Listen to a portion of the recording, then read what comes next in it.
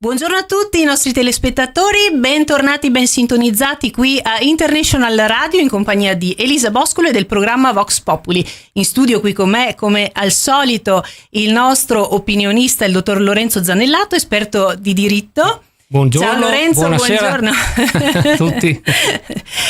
Diamo il buongiorno, la buonasera, poi, poi dipende anche in che fascia oraria ascolteranno la nostra trasmissione. Appunto, se sono in Australia, io sono sicuro in questo modo. Ma anche qui in Italia, sai, Lorenzo, non cambia niente.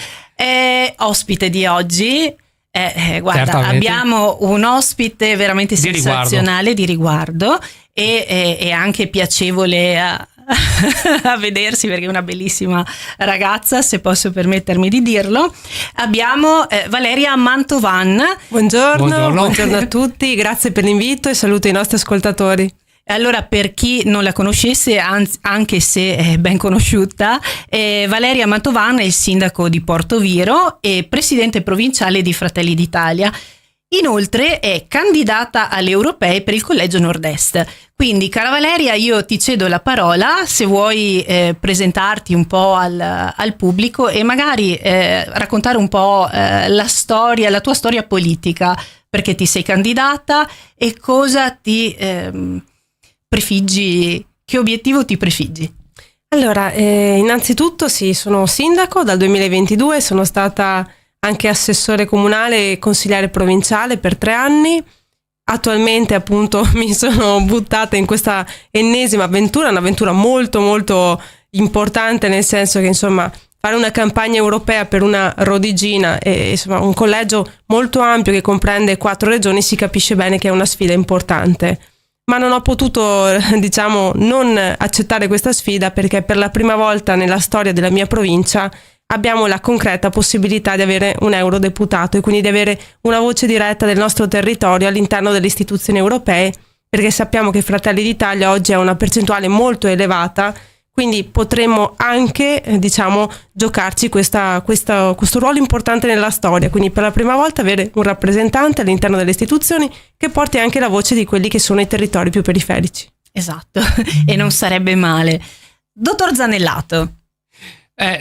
Sicuramente è una candidatura che mi fa molto piacere, perché la conosco da molto tempo e sono convinto che lei saprà rappresentare al meglio, perché in questo momento bisogna ritornare alla base democratica, perché c'è molta incertezza. Sì, c'è uno squarcio, va bene, tra la volontà popolare e l'esercizio del potere che rinnova in tutti noi un senso di impotenza che spesso può condurci all'astensionismo, ma l'astensionismo a mio parere non serve proprio a nulla. Non esiste una soglia nel quale un soggetto possa sperare che il Parlamento, come posso dire, non possa più sussistere in base al fatto di non andare a votare. Certo, chi vuole ha il diritto di non andare a votare, ma farlo, chiaramente, però da questo non se ne deduce che se non vanno nessuno a votare non ci sarà il rinnovo del Parlamento. Questo deve essere chiarissimo. Sì, è tutto da vedere, giustamente. Sì, perfetto, hai ragione. Con Valeria oggi volevamo parlare di un paio di cose. Certo. Volevamo parlare un po' della faccenda dell'agricoltura che, come abbiamo visto tutti, sì, è stato un problema ben importante, soprattutto nei giorni scorsi, ma certo, anche attualmente. Cosa è successo? Cosa è cambiato? Perché al momento non si sente più tutto il fermento di prima? A mio avviso, proprio in questi giorni si è dato appunto il via libera alla revisione mirata della PAC, che è la politica agricola comune, e questo probabilmente è già una risposta che ha un po' acquietato le acque. E quindi penso che questo sia il motivo dell'apparente silenzio. Certo, non si può accontentare tutti, ma esiste una posizione comune da parte di tutti le associazioni agricole che contestano questa Europa che in questo momento ha portato troppo le esigenze di un ambientalismo ideologico ed estremista. E in questo io sono convinto che qualora fosse eletta Valeria Mantovan saprà portare le istanze del Polesine anche da questo punto di vista, perché ok, transizione ecologica, ma tenendo conto dei costi che può comportare questa politica. Valeria? Sì, io integro un po' quello che diceva il dottor Zanellato. voce non solo del Polesine ma di tutto il territorio. Chiaro. Sì, chiaro. Certo, parliamo del Polesine perché alla fine ci accomuna un po' quei territori periferici che comprendono, che sono ricompresi in altre province, però che sono quelle zone che spesso non sono considerate con la necessaria serietà. E per quanto riguarda l'agricoltura sappiamo che è un tema molto importante perché rappresenta una delle principali economie dell'Italia, non solo appunto dei nostri territori, e quindi noi abbiamo il dovere di tutelarla. Come diceva bene Lorenzo, oggi però siamo di fronte a un'Europa che si è dimostrata molto spesso miope e non all'altezza delle sfide che lo scenario internazionale gli si presentava. Abbiamo visto con la pandemia, abbiamo visto con le guerre, con la crisi energetica, con la crisi economica finanziaria, e oggi invece ulteriormente sta mettendo il dito nella piaga perché non comprende quali sono le vere necessità che appunto sostengono il comparto agricolo piuttosto che quello della pesca o del mondo produttivo in generale, ma sembra quasi che faccia delle normative che sono totalmente distaccate dalla realtà. Quindi esatto. Ok, la transizione green ci sta, è una necessità assolutamente quella del rispetto dell'ambiente, però non possiamo non tener conto appunto delle esigenze lavorative che anni e anni di sacrificio, di storia e anche di eccellenza, perché noi italiani rispettiamo tantissimo i parametri che in realtà l'Unione Europea vorrebbe aggravare, con l'aggravante che però noi importiamo prodotti che non rispettano i nostri stessi standard di qualità e di rispetto per l'ambiente. Diciamolo, esatto. Certo. Sì, appunto non solo il Polesine, ma di tutto appunto la circoscrizione Triveneto, ecco, sì. Partendo dal Polesine, in quanto è polesana, però ovviamente l'interesse di tutto il Triveneto. È chiaro. Sì, oserei dire di tutta Italia. Posso? Assolutamente. Sì, certamente. Sì. Non esclusiamo. Il cosiddetto, il cosiddetto interesse regionale, interesse nazionale, scusate. Ecco, Valeria, cosa ti piacerebbe cambiare appunto di questa situazione, se fossi in potere di farlo? Allora, innanzitutto occorre riportare l'antica visione che ha dato origine all'Europa, quindi l'Europa dei popoli, della gente, l'Europa delle nazioni, non l'Europa dei tecnici, dei burocrati, di quel carrozzone che in realtà impone solo vincoli a volte anche incomprensibili agli Stati membri. L'Europa deve tener conto innanzitutto dell'interesse nazionale, nel senso che le norme devono essere sì fatte in maniera omogenea a livello sovranazionale, ma poi devono essere calate nel giusto contesto che ogni Stato membro presenta. Non si possono, faccio un esempio, la normativa green, non si può applicare le stesse imposizioni, le stesse condizioni a una casa costruita fatta in legno nella tundra finlandese a una casa costruita in pietra, un trullo della Puglia. Giusto. Quindi occorre innanzitutto rispettare quelli che sono il contesto sociale, produttivo, economico di un paese membro. Se noi non lo capiamo facciamo dei danni, e noi non abbiamo bisogno di un'Europa che imponga altri vincoli, abbiamo bisogno di un'Europa amica, un'Europa che continui, anzi che cominci ad avere un legame reale col cittadino, con la persona. Io la cosa che mi meraviglia di più non è tanto, anzi come diceva bene il dottor Zanellato, è l'astensionismo. La gente fa fatica ad andare a votare, soprattutto per le elezioni europee, non le sente. Non ha più fiducia. Manca la fiducia. E invece proprio le elezioni europee dovrebbero essere le più importanti. Sapete perché? Perché esiste il primato del diritto sulla legge ordinaria italiana, cioè la primazia del diritto dell'Unione Europea, soprattutto con i regolamenti, con le direttive un po' meno, ma comunque in generale, va bene, cioè l'ordinamento giuridico europeo sfora praticamente l'ordinamento giuridico italiano, quindi è sì importante. Sì. È importantissimo, e tra l'altro ci riguarda direttamente, perché se ad esempio se non prendiamo in mano la normativa green, la direttiva UE, case green, auto elettriche, eccetera, questa avrà un impatto devastante, perché si parla di 620 miliardi di euro pagati ogni anno sino al 2030 e non abbiamo ancora capito chi li pagherà questi costi. Sì, anche perché i vincoli di bilancio dello Stato sono quelli che sono, sappiamo che la coperta è corta. Molto, anche perché c'è tanta crisi qui in Italia, quindi adesso io andrei a collegarmi direttamente al discorso della natalità, perché proprio c'è questa crisi generale, non ci sono soldi, non c'è lavoro, e chi più ne ha più ne metta. Siamo già in una situazione molto critica. poche nascite, tanta gente anziana. Come siamo messi in proposito, Valeria? Allora, ti ringrazio per avermi dato questo spunto, perché se ne parla ma non ancora col giusto peso. Noi abbiamo un'emergenza enorme, forse ancora più di quella climatica, che è quella appunto del calo demografico, perché i dati Istat ci dicono, ad esempio, innanzitutto l'Europa è il continente più vecchio. Gli altri continenti hanno un tasso di anzianità inferiore al nostro. L'Italia è il secondo paese al mondo per anzianità.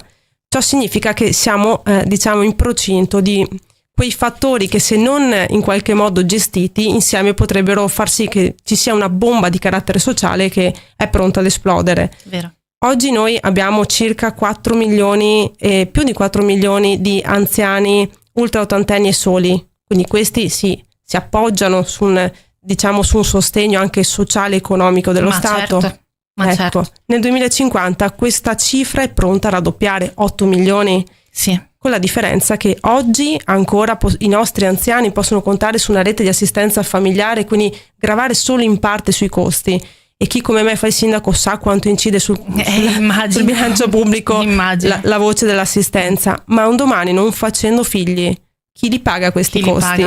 Esatto. Le pensioni chi le paga? Esatto. Allora noi abbiamo il dovere di incentivare la natalità. Abbiamo il dovere di supportarla, ma non solo a livello nazionale. Il governo Meloni è stato forse il primo a capirlo, perché ha varato una serie di norme che, per carità, non risolvono il problema, ma cominciano ad affrontarlo, perché 16 miliardi di euro di investimento sulla natalità tra indotto diretto e diretto, qualcosina è un segnale. Ma abbiamo bisogno che sia tutta l'Europa. È ancora molto poco come segnale, perché soprattutto le giovani famiglie che hanno già figli, se tornassero indietro non li farebbero più. Proprio perché si fa fatica a mantenerli. Esatto. Perché con questi mutui altissimi, i testi scolastici che costano un'esagerazione, cioè una famiglia quest'anno per un singolo ragazzino di prima superiore siamo andati sui 600 euro, già spese familiari aggravate da questi mutui, che è il tasso più alto a livello storico oltretutto. E quindi a mio avviso il governo Meloni ha fatto molto molto poco. Allora, ha fatto molto molto poco, perché una crisi del genere per le famiglie non si è mai arrivati a tanto, ecco. Concordo sul fatto che non risolve il problema la serie di misure adottate, ma è un primo segnale che gli altri governi non hanno mai considerato, nemmeno posto l'attenzione a questo. Sì. Mentre oggi si cerca di permettere soprattutto alla donna di non dover essere costretta a scegliere tra lavorare e fare una famiglia. Fare una famiglia non è un capriccio, no, è quasi dovrebbe essere considerato come un servizio che si fa allo Stato, perché comunque non solo in qualche modo garantisce appunto che non ci estinguiamo, perché prima o poi succederà se non si fanno figli, giusto. Ma soprattutto garantiamo una copertura dal punto di vista economico di quello che è il nostro sistema previdenziale e assistenziale. Quindi la donna che fa figli non è una capricciosa, è una persona che contribuisce alla sanità dello Stato a cui appartiene. E la donna non può essere costretta oggi a scegliere tra la carriera e fare una famiglia. Invece è costretta. Invece è costretta, quindi io sono felice che ci sia un premier donna, perché per la prima volta si è varato un pacchetto in questo senso, e devo dire che la sinistra è riuscita, ha avuto anche il coraggio di contestare questa serie di misure che, per carità, ripeto, non colmeranno il gap che si è creato in tutti questi anni, ma perlomeno è un'inversione di tendenza rispetto alla visione che si ha del domani, dell'oggi e del domani. Vero. No, ha detto una grande verità, Lorenzo. Certo. Anche perché, ripeto, se dovesse continuare con questa tendenza, io non so chi riuscirà a pagare le future pensioni, no? Perché se vengono meno le entrate dell'INPS, poi le uscite non ci sono più, no? Esatto. Quindi è un cane che si morde la coda, ok? Chiaramente. Perché non è che si possa, come qualche ciarlatano insiste, stampare moneta che resti solo inflazione e basta. Quindi bisogna stare attenti ai vincoli di bilancio pubblico, ma allo stesso tempo continuare. Ma non è semplice. Non è solo la moneta, ma una serie di fattori, sì, proprio a certo. catena il discorso del lavoro, meno Certo. gente che lavora, Certo, meno certo. gente che produce, non è solo un discorso Certo, io voglio solo dire che non ci sono scorciatoie, che No. ci sono vincoli appunto di bilancio, e nello stesso tempo bisogna anche riuscire a creare la condizione per poter produrre, per creare PIL e quindi per riuscire a risolvere il problema del bilancio, quindi più entrate, eccetera. Altrimenti, ripeto, non è che si possa stampare moneta a go, va bene? No, Ecco. chiaramente. Ne stiamo sentendo a bizzeffe di strafalcioni del tipo io non voto perché se non voto così non legittimo il quorum per rifare il Parlamento europeo. Sono tutte frottole, se non voti gli altri decidono per te banalmente. Assolutamente. No, diciamolo, Sciocchezze, perché sono se non sciocchezze. si raggiunge il quorum cosa succede? Niente. Non è come un referendum. No, ma non è come un diciamolo, referendum. diamo una spiegazione, Lorenzo, magari. Spieghiamolo un po' al pubblico. Confondono i desiderata politici con il ragionamento giuridico. Allora, se qualcuno mi dice bene, io non vado a votare sperando in questo modo di indebolire le istituzioni comunitarie, da un punto di vista politico, ma ci potrebbe anche stare. Il fatto è che ci aggiungono anche il termine allora il Parlamento non è più legittimo se non viene a mancare una soglia percentuale. Questo è falso dal punto di vista giuridico e invito chiunque a scrivermi sulla mia posta elettronica, che è sempre piena ultimamente grazie a questo programma, a scrivermi il riferimento normativo dove si evince che se nessuno va a votare o se vanno a votare in pochi, il Parlamento non potrà essere rinnovato. Vi sfido. Esatto, lo so. Poi vedremo anche in sovraimpressione, faremo mettere dalla regia l'indirizzo mail, così potete scrivere non riesco dico subito, non riesco a rispondere a tutti nella posta elettronica perché già 2000 messaggi io non riesco, mi dispiace. Faccio una selezione, insomma, faccio quello che posso. Penso sia normale, facciamo anche troppo, poi comunque prenderemo tutti in considerazione, chiaro, magari ne parleremo nelle prossime puntate. Certamente. Daremo le risposte alle domande che ci hanno posto. Valeria, invece riguardo, vogliamo fare un appello invece alle persone che non vogliono votare. Allora, innanzitutto io capisco la sfiducia nei confronti delle istituzioni perché si sono molte volte dimostrate inadeguate rispetto all'aver dato risposte, però dico anche questo, guardiamo oltre, guardiamo alla persona, guardiamo il suo percorso, guardiamo da dove viene. Io non sono di certo una persona che è stata calata dall'alto, sono una persona che si è fatta sul territorio, vengo da una famiglia umilissima e anch'io insomma ho fatto i miei sacrifici per riuscire a laurearmi, poi ho intrapreso questo percorso che insomma è la mia passione, quindi ci sto dando tutta l'anima. Però ecco, quello che mi sento di dire ed è la cosa che mi infastidisce di più è proprio che le persone non vadano a votare, perché comunque anche se non vanno a votare non è che cambiano le cose. Succede semplicemente che gli altri decidono per te. E quindi non ti lamentare dopo, non stare tutto il giorno al bar a rompermi le scatole quando mi incontri. Questo vorrei dire. Sì. Non hai più il diritto di lagnarti dopo. Esatto. No, è giusto. Quindi andiamo a votare, votiamo chi vogliamo, ma è un diritto per il quale comunque tante persone si sono sacrificate, per cui nulla è scontato. Ecco, io mi sento di dire questo, poi naturalmente mi auguro da politica, che non è una parolaccia, anche se qualcuno ormai lo usa quasi quasi come offesa per offenderti. Io da politica mi auguro che le istituzioni riguadagnino comunque la fiducia che hanno perso in tutti questi anni, perché abbiamo visto di tutti i colori, dal 2011 ad oggi non si è andato a votare, sino all'ultimo governo Meloni hanno sempre imposto delle maggioranze stravaganti, è vero, con provvedimenti che non erano presentati in un programma, quindi provvedimenti prettamente calati dall'alto. La monarchia non era cosa molto diversa. No. La penso anch'io come Valeria. È vero. Tant'è vero che la riforma costituzionale nasce proprio per evitare i giochi di palazzo, affinché siano i cittadini a scegliere di chi essere governati. Punto, basta. Non che sia il palazzo che con una diversa maggioranza sceglie un governo che piace al palazzo. Ecco, la riforma del presidenzialismo è questa che diceva Lorenzo. Permette per la prima volta ai cittadini di scegliere, di votare da chi vuole essere governato, il premier proprio. Oggi sappiamo che noi siamo chiamati a eleggere il Parlamento, poi in sostanza è il capo del partito maggioritario all'interno della coalizione che esprime diciamo il leader. In realtà noi vorremmo che fossero le persone, i cittadini a poterlo eleggere e mi meraviglia che le persone, che diciamo certe persone appartenenti a diversi schieramenti politici antagonisti rispetto a Fratelli d'Italia o comunque al centrodestra ravvedano un qualcosa di negativo in questo. Io penso che insomma se la sovranità appartiene al popolo stiamo semplicemente applicando la Costituzione. Certo, allora io volevo precisare intanto che la nostra radio, International Radio, e il nostro programma Vox Populi non è assolutamente di parte, perché certo, nelle puntate precedenti siamo stati un po' fraintesi. Noi siamo apolitici, qui non ci sono colori politici, non siamo di parte né di partito, ma siamo a favore di chi vuol fare il bene del popolo, perché noi qui portiamo proprio la voce del popolo, invitiamo personalità come te, Valeria, proprio per venire a dare delle risposte alle domande che ci sono state fatte direttamente dai cittadini. certo. Ed è una cosa bella, non si ha la presunzione di risolvere i problemi, però parlarne,